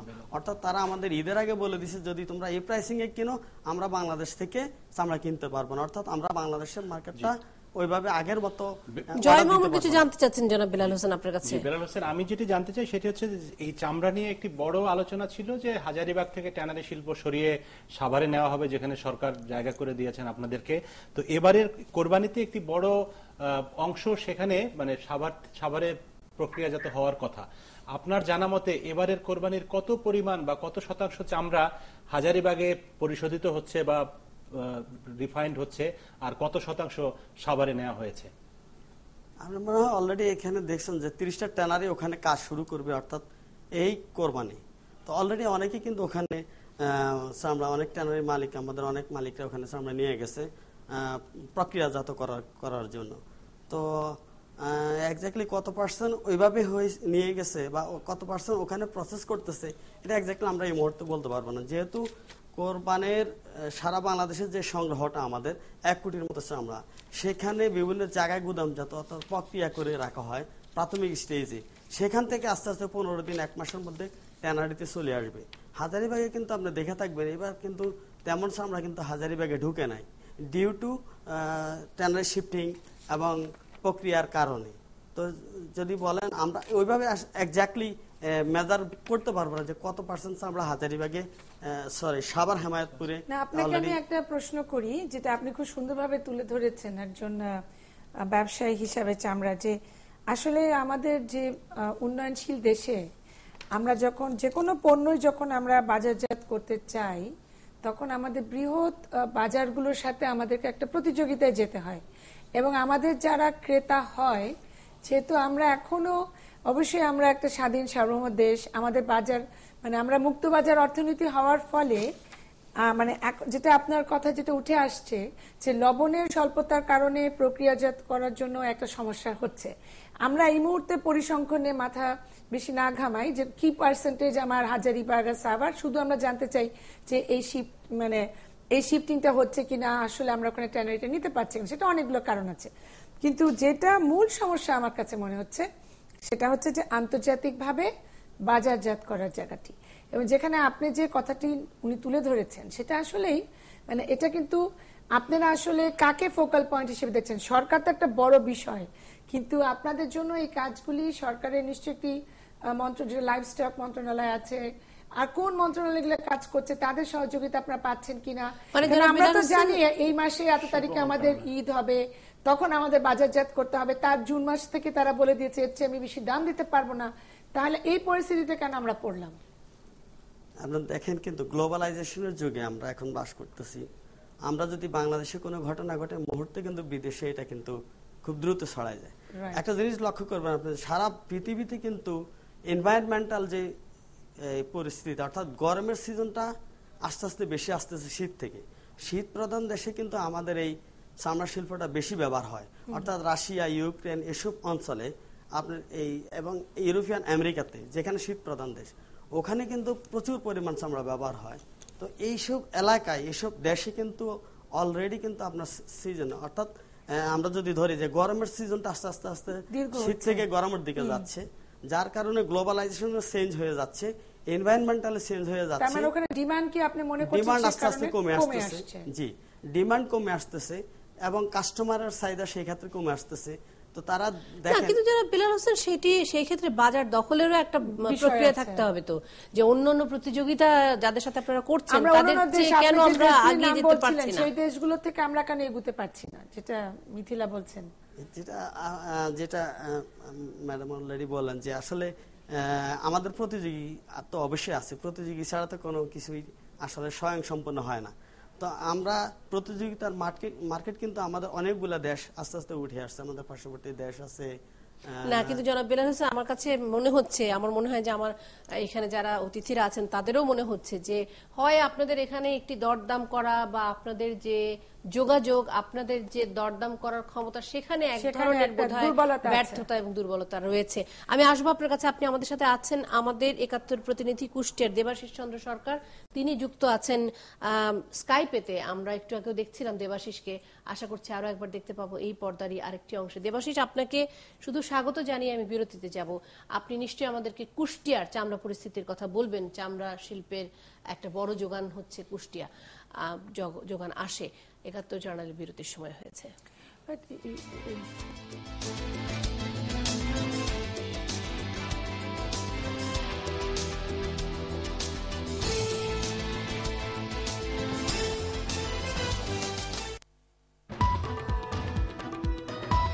দেবাশিস চন্দ্র সরকার আছেন আমাদের সাথে, একটু শুনে নিই পট করে যে দেবাশিস আমাদেরকে কুষ্টিয়ার কি খবর জানাতে পারেন। দেবাশিস। মিথিলা, আপনাকে ধন্যবাদ। প্রথমে আমি বলি যে আমার নাম দেবেশ চন্দ্র সরকার। দেবেশ চন্দ্র সরকার, আমি দুঃখিত। ঠিক আছে। এখন কুষ্টিয়াতে যে কাঁচা চামড়ার যে শিল্প, সেটা আসলে দীর্ঘদিনের একটা শিল্প। মোটামুটি দেশ বিভাগের আগে থেকেই কুষ্টিয়ার যে চামড়ার আড়তগুলো সেগুলো এখানে রয়েছে। বর্তমানে কুষ্টিয়াতে ৫০টি কাঁচা চামড়ার আড়ত রয়েছে। এর মধ্যে বড় আড়তের সংখ্যা হচ্ছে ২০টি এবং ছোট আড়তের সংখ্যা হচ্ছে ৩০টি। বলা হয় যে দক্ষিণ পশ্চিমাঞ্চলের অন্যতম সর্ববৃহৎ কাঁচা চামড়ার আড়ত হচ্ছে কুষ্টিয়া। এখানে আশপাশের জেলাগুলো থেকে চুয়াডাঙ্গা, মেহেরপুর, পাবনা, রাজবাড়ী, মাগুরা, ফরিদপুর, নাটোর, যশোর এইসব এলাকা থেকে এখানে চামড়া আসে। এই বছরে কুষ্টিয়ার চামড়া ব্যবসায়ীদের যেটা লক্ষ্য ছিল সেটা হচ্ছে যে গরুর চামড়া তাদের লক্ষ্য ছিল ৮০,০০০ থেকে ১ লক্ষ পিস এবং ছাগল চামড়া ছিল লক্ষ্যমাত্রা ছিল ৫ লক্ষ পিস সংগ্রহের। কিন্তু হতাশাজনকভাবে তারা এই কয়েকদিনের মধ্যে মাত্র ২৫,০০০ পিস গরুর চামড়া সংগ্রহ করতে পেরেছেন এবং ছাগলের চামড়া সংগ্রহ করতে পেরেছেন তারা ১ লক্ষ পিস। এক্ষেত্রে তারা দায়ী করছেন মালিকদেরকে, কারণ তারা যে সমস্ত পাইকারদের কাছ থেকে কুষ্টিয়ার কাঁচা চামড়ার আড়তদাররা চামড়া কেনেন, তারা আসলে সমস্যায় পড়ে গেছেন। কারণ ট্যানারি মালিকেরা তাদেরকে গত বছরের টাকায় শোধ করেন। এখন পর্যন্ত গত বছরের টাকা ট্যানারি মালিকেরা ৩০% শোধ করেছে তাদেরকে এবং বিভিন্ন ক্ষেত্রে ৬০ থেকে ৭০% মান চামড়ার দাম কুষ্টিয়ার চামড়া ব্যবসায়ীরা পাবেন। এক্ষেত্রে তাদের ঘরে টাকা না থাকার কারণে তারা যে সমস্ত পাইকারদের কাছ থেকে মাল কিনে তাদেরকে তারা টাকা দিতে পারছে না। এই একই কারণে ওই পাইকাররাও তাদেরকে মাল দিতে পারছে না। অন্যদিকে তো দামের স্বচ্ছতায় রয়েছে। চামড়া ব্যবসায়ীরা জানিয়েছেন যে যেখানে ঈদের ২০ দিন আগে আমরা ট্যানারি মালিক তাদের কাছ থেকে গরুর চামড়া কিনেছে ৮০ থেকে ৮৫ করে, এখন তারা কেনার ব্যাপারে কোনো কথাই বলছেন। এখন আপনি জানেন যে এখন গরমকাল এবং চামড়া সংরক্ষণ করতে হয় যে লবণ দিয়ে। সেক্ষেত্রে আমাদের ওখানে ট্যানারি মালিক একজন স্টুডিও উপস্থিত আছেন, উনি বলেছেন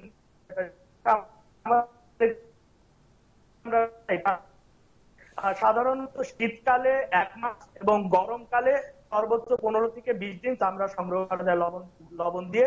এরপরে গিয়ে আসলে হেয়ার স্লিপ হতে থাকে চামড়াতে এবং হেয়ার স্লিপ হওয়া শুরু হলে আস্তে আস্তে চামড়াটা পচে নষ্ট হতে থাকে। সেক্ষেত্রে গত বছর ট্যানারি মালিকেরা ৩ মাস পরে, ঈদের ৩ মাস পরে তারা চামড়া সংগ্রহ করেছিল কুষ্টিয়া থেকে এবং অনেক চামড়া নষ্ট হয়ে গিয়েছিল। ইতিমধ্যে আপনি জানেন যে ঈদের প্রায় ১ সপ্তাহ পার হয়ে গেছে এবং আমার মনে হয় দেবেশ আমরা পুরো বিষয়টি চিত্রটি বুঝতে পেরেছি, ঘটনাটি কি ঘটছে। কারণ তাদের নিজেদেরও এখন বিনিয়োগের অভাব আছে, কারণ তাদের অনেকেই টাকা শোধ করেননি এবং তারা মজুত করার জন্য যে প্রক্রিয়ার মধ্যে দিয়ে যেতে হবে সেই প্রক্রিয়ার মধ্যে দিয়ে তারা যেতে পারছে না। দেবেশ, অনেক ধন্যবাদ আপনাকে। আমি একটু ছোট্ট করে বেলাল হোসেন আপনার কাছ থেকে শুনে নিতে চাই। আপনি নিশ্চয়ই শুনছেন দেবেশ যে বিষয়গুলো বলল, যে ট্যানারির মালিকরা টাকা মূল্য পরিশোধ করছে না, তাদের পক্ষে সম্ভব হচ্ছে না চামড়াটি মজুত করার, এবং এর আগের বছরও চামড়া নষ্ট হয়ে গেছে। আপনি কি এই বিষয়ে জানেন নাকি কুষ্টিয়ার চামড়া ব্যবসায়ীদের ব্যাপারে? আসলে আমরা কিন্তু ঈদের আগে সংবাদ সম্মেলনের মাধ্যমে দাম বাণিজ্য মন্ত্রণালয় যেটা বলেছিল যে আমাদের যে চামড়াকে কত, অর্থাৎ গরু ঢাকার ভিতরে এবং ঢাকার বাইরে একটা দাম নির্ধারণ করা হয়েছে আন্তর্জাতিক বাজারের উপর ডিপেন্ড করে। প্রথম কথা হলো উনি যে হিসাবটা দিয়েছেন যে 30% এবং 70% টাকা পরিশোধের ব্যাপার, আপনারা দেখে আছেন মনে হয় বিভিন্ন পত্রিকাতে কিন্তু মিডিয়াতে বলা হয়েছে যে আমাদের অবিকৃত অবস্থা প্রচুর চামড়া, প্রায় 2,500 কোটি টাকার উপরে ট্যানারিতে মানে চামড়া স্টক অবস্থা পড়ে আছে। অর্থাৎ আন্তর্জাতিক বাজারে আমাদের অর্ডার এত পরিমাণ কমে গেছে যে আমরা ওটা বিক্রি করতে পারি নাই। এক, দুই হলো শিফটিং, আমাদের টোটাল টাকাটা এখন শিফটিং এর যাচ্ছে, প্রথমত বিক্রি করতে পারে না। বিভিন্ন কারণে আসলে ট্যানারি মালিকরা খুবই মানে সংকটপূর্ণ অবস্থা এখন বিরাজ করতেছে যে কি করবে, কোথা থেকে ট্যানারি শিফটিং, নতুন করে ঈদ মৌসুম চামড়া কিনতে হবে, চামড়া নষ্ট হয়ে যাচ্ছে অবিকৃত অবস্থায়। আসলে টোটাল জিনিসটা যদি আমরা চিন্তা করি মানে আমাদের উপরে আসলে বিশাল একটা বার্ডেন চলে আসছে এই মুহূর্তে। আপনারা কি ধরনের সমাধান চাচ্ছেন, কি ধরনের সহযোগিতা চাচ্ছেন? আমরা সরকারের কাছে এখন যে সহযোগিতাটা চাচ্ছি সেটা হলো আমরা যে সাভারে হেমায়তপুরস্থ যে ট্যানারি আমাদের নামে যদি রেজিস্ট্রি করে দেয়, আমরা ব্যাংক থেকে ঋণ নিতে পারবো। অর্থাৎ আমরা এখন তো হাজারীবাগ থেকে সকল ট্যানারি মালিকরা কিন্তু বিভিন্ন ব্যাংক থেকে যে ঋণগুলো নিচ্ছে সেটা হাজারীবাগ দেখায়, কিন্তু সাভারে তো আমরা এখনো কোনো নামমাত্র একটা অ্যালটমেন্টের মাধ্যমে আমরা আমাদের কাজ সম্পন্ন করতেছি। হ্যাঁ, তো সেই ক্ষেত্রে যদি আমাদের অতি দ্রুত সাভারে আমাদের রেজিস্ট্রি বা দলিল করে দেয়, তাহলে আমরা হয়তো আমাদের ব্যাংক ট্রান্সফার করে সাভারের দেখায় আমরা লোন নিতে পারবো। খুব সহজে আমরা সাভারের কাজও শেষ করতে পারবো। অবিকৃত অবস্থায় আন্তর্জাতিক বাজারকে আমরা বিভিন্নভাবে যাদের যে ভাইয়ার আছে তাদেরকে রিকোয়েস্ট করব, কম হোক বেশি হোক যে অবস্থা হোক আমার অবিকৃত অবস্থায় যে মালগুলো আছে চামড়াগুলো আছে সেগুলো বিক্রি করব, এবং নতুন করে যে আমরা এই ঈদ মৌসুমে যে চামড়াগুলো আমাদের বিভিন্ন জায়গায় আছে, অর্থাৎ আমরা 1 মাসের মধ্যে সেগুলো সংরক্ষণ করতে হবে। গুণগত মান। অনেক ধন্যবাদ জনাব বিলাল হোসেন। আমরা বিষয়টি শুনেছি, আর খুব বেশি সময়ও নেই আমাদের, একদমই পরিষ্কার পুরো বিষয়টি। এটি নিয়ে বোধহয় খুব বেশি আলাপ করবার আর কিছু আছে কিনা জয়মাম? কিছু তবে যেটা আসলে উঠে আসছে যে একটা অব্যবস্থাপনা, আমরা কিন্তু দেখেছি বারবার বাণিজ্য মন্ত্রীকে এই বিষয়গুলো নিয়ে কথা বলতে ঈদুল আজহার আগে দিয়ে, পরেও কিন্তু উনি বলেছেন এবং দাম নির্ধারণ ইত্যাদি। কিন্তু আমার কাছে যেটা এখনো মনে হয়, যেটা আমরা সড়ক নিয়ে শুরু করেছিলাম আজকের আলোচনা, আমরা ঠেকেছি শেষের দিকে এসে চামড়া নিয়ে। আপনি দেখেন যে সরকারের কিন্তু মন্ত্রণালয়, অধিদপ্তর, পরিদপ্তর সব করা আছে এনাদেরকে সার্ভিস দেওয়ার জন্য, কিন্তু কোথায় যেন এই যে জটিলতাগুলো তৈরি হয়ে যাচ্ছে। এবং যে দেশে আমরা গার্মেন্টস এগিয়ে গেছি, আমরা চিংড়ি মাছের ঘেরে কাজ করছি, আমরা যেগুলো এক্সপোর্ট কোয়ালিটির যেসব জিনিসপত্র, সেখানে চামড়া 3 নম্বরে এসে গেছে। হতে পারে বাজারে চাহিদা কমতে পারে, কিন্তু সেগুলোকে গবেষণা করে সেখানে মার্কেটে নিয়ে যাওয়া ছিল, সেই বাজারটা হারানোর তো আসলে আমরা হারাতে পারি না। আমরা যতই শিফট করি না সেখানে স্ট্রাকচারাল চেঞ্জের সাথে আপনাকে ফিনান্সিয়াল হেল্প এবং সাপোর্ট সেটা অতি সত্বর করার মধ্যে মানে করতে হবে। আমি বলতে চেয়েছিলাম যে ঈদের আগে কিন্তু সরকারের তরফ থেকে 700 কোটি টাকা বা 7,000 কোটি টাকা চামড়া ব্যবসায়ীদের 700 কোটি টাকা ঋণ দেবার কথা বলা হয়েছে, এবং এর আগের বছর কোরবানির সময় 600 কোটি টাকার উপরে তাদেরকে ঋণ দিয়েছে। এবং ব্যাংকগুলোর তরফ থেকে একটা অভিযোগ ছিল যে ব্যবসায়ীরা তাদের ঋণের টাকা সময় মতো ফেরত দেননি। তারপরেও এবছর নতুন করে 700 কোটি টাকা ঋণ দেওয়া হয়েছে চামড়া কেনার জন্য। কিন্তু সমস্যাটি আসলে সাদেকা হালিম যেটি বলছিলেন ওইখানে যে আমাদের ব্যবস্থাপনার একটা ত্রুটি আছে, এবং আন্তর্জাতিক বাজার এখন খুব বেশি কম্পিটিটিভ, আপনার প্রতিদ্বন্দ্বী এত বেশি সক্রিয়, সেখানে আপনি যদি আগের স্ট্যান্ডার্ডে বসে থাকেন তাহলে আপনাকে হবে না। আমরা অনেক বেশি কোরবানি করি, আমরা অনেক বেশি পশুর চামড়া সংরক্ষণ করি, কিন্তু সেগুলিকে আন্তর্জাতিক মান কিন্তু আগের জায়গায় নেই। এখন আমার চামড়ার ফিনিশিং যদি 10 বছর আগের ফিনিশিং এর মতো হয় তাহলে ওটি বাজার পাবে না। আমাদের সেই টেকনিক্যাল জায়গাগুলিতে উন্নতি করতে হবে।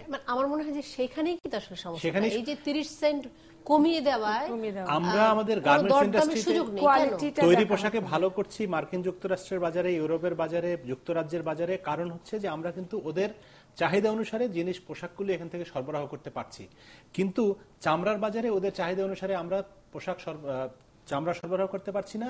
এবং ফিনিশড লেদার গুডস, যেটাকে ধরেন জুতা, বেল্ট, ব্যাগ, মেয়েদের এইসব যে জিনিসগুলো চামড়ার বেশি বড় বড় বিদেশি কোম্পানি যারা সারা বিশ্বে পরিচিত, ইটালিয়ান বা ব্রিটিশ বা আমেরিকান, তাদের কাছে তো আমরা পুষতেই পারছি না, কিন্তু তৈরি পোশাকে কিন্তু সেটি পারছি।